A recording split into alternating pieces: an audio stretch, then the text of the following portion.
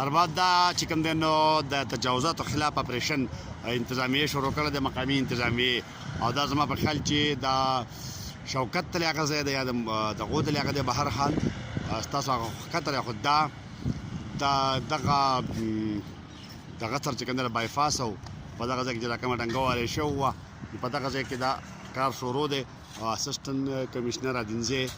او ورسره چې کوم دی نو صادق احمد خان میمن ایډیشنل اسسټنټ کمشنر جان بخت دی او ورسره چې کوم دی ډي اس پي د پولیس نفري ده او ورسره د لیویز چې کوم دی نو هم درنه نفري ده او دا هغه